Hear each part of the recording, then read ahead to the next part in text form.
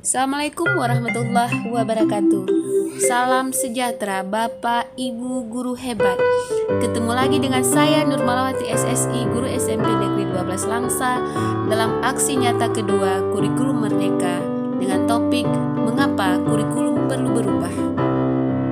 Sebelumnya kita harus tahu dulu apa itu kurikulum.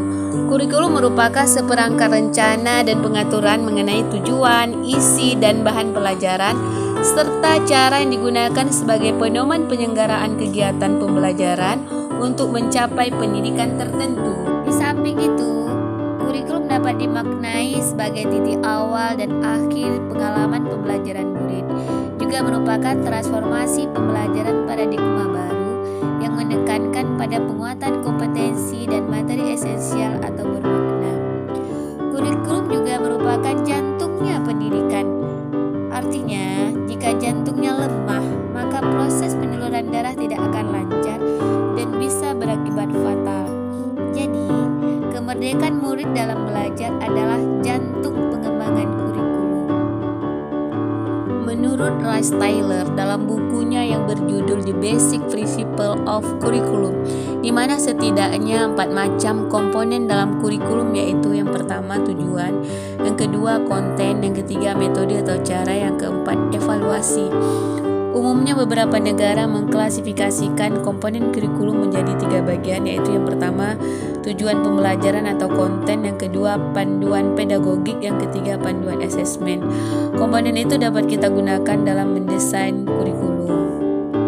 Sebagai pemilik dan pengembang kurikulum di satuan pendidikan, kitalah yang terus beradaptasi mengembangkan kurikulum sesuai konteks dan karakteristik murid-murid kita. Jadi, sekarang bukan banyaknya materi atau konten, tetapi konten atau materi esensial dalam pembelajaran yang dilaksanakan secara mendalam. Di samping itu, kurikulum itu bersifat dinamis dan terus dikembangkan atau diadaptasi sesuai konteks dan karakteristik murid demi membangun kompetensi sesuai kebutuhan mereka kini dan di masa depan. Salam dan bahagia Bapak Ibu guru hebat. Selanjutnya, apa peran dan fungsi daripada kurikulum?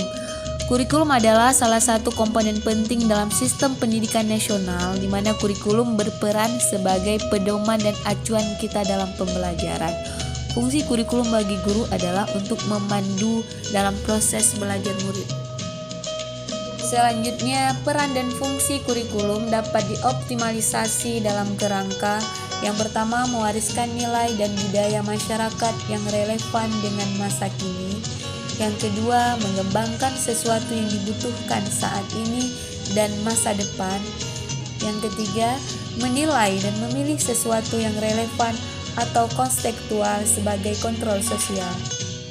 Bapak dan Ibu guru, sesuai peran kita sebagai ujung tombak implementasi kurikulum dalam proses pembelajaran, kita harus tahu bahwa kurikulum nasional itu perlu disesuaikan dengan kebutuhan satuan pendidikan.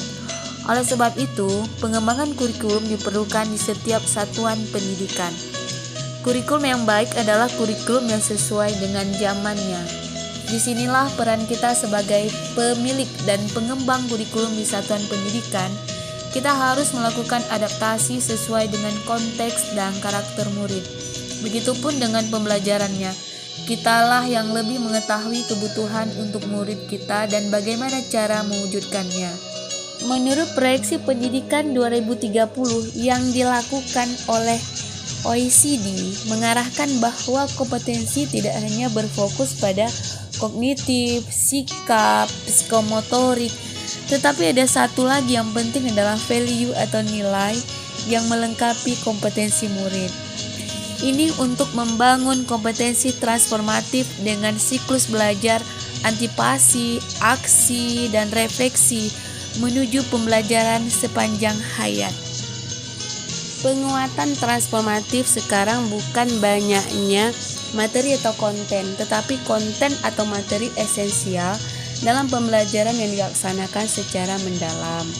Di samping itu, kurikulum itu bersifat dinamis dan terus dikembangkan atau diadaptasi sesuai konteks dan karakteristik murid demi membangun kompetensi sesuai kebutuhan mereka kini dan di masa depan.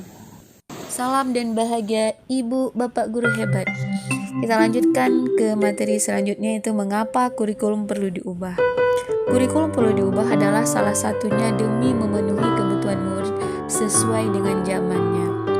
Berbagai penelitian yang menyampaikan bahwa murid-murid sulit dipisahkan dengan media sosial atau medsos.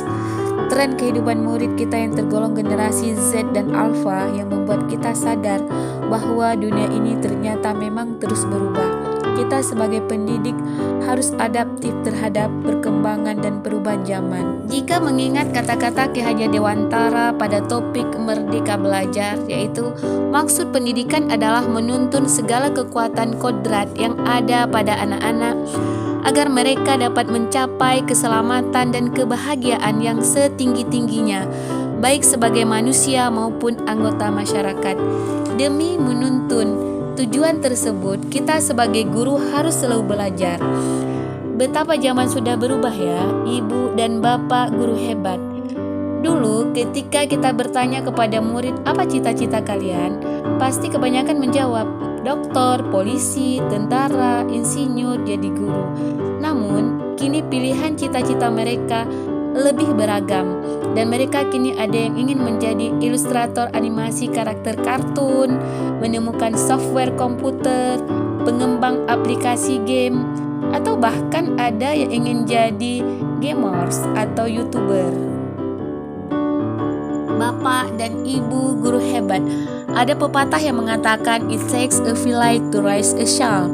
Butuh seluruh desa untuk membesarkan seorang anak. Pepatah ini menyiratkan bahwa perlunya peran orang tua, masyarakat, dan sekolah dalam mewujudkan kurikulum yang berpihak pada murid. Merekalah yang disebut sebagai 3 pilar pendidikan. Oleh sebab itu, ketika kita merancang kurikulum, kita harus menempatkan kebutuhan, pendapat, pengalaman, dan hasil belajar, serta kepentingan murid sebagai rujukan pengembangan kurikulum. Sejatinya, kurikulum dirancang untuk murid. Bapak dan Ibu guru, agar dapat mewujudkan seluruh kompetensi yang diharapkan dari kurikulum, semua pihak harus berkolaborasi maksimal. Misalnya, guru terus belajar memfasilitasi pembelajaran yang sesuai. Orang tua terus memahami perkembangan dan kebutuhan murid. Begitu juga dengan pemerintah daerah dan pusat, serta semua yang bergerak di bidang pendidikan juga harus mengikuti perkembangan kebutuhan murid. Menurut Ibu dan Bapak Guru, bagaimana perubahan kurikulum membantu kita mencapai tujuan pendidikan?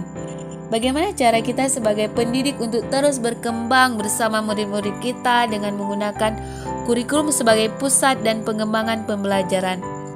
Mari kita bersemangat menghadapi dan menjadi bagian dari perubahan ke arah yang selalu lebih baik. Salam dan bahagia Ibu Bapak Guru hebat. Terima kasih telah menonton video pembelajaran saya.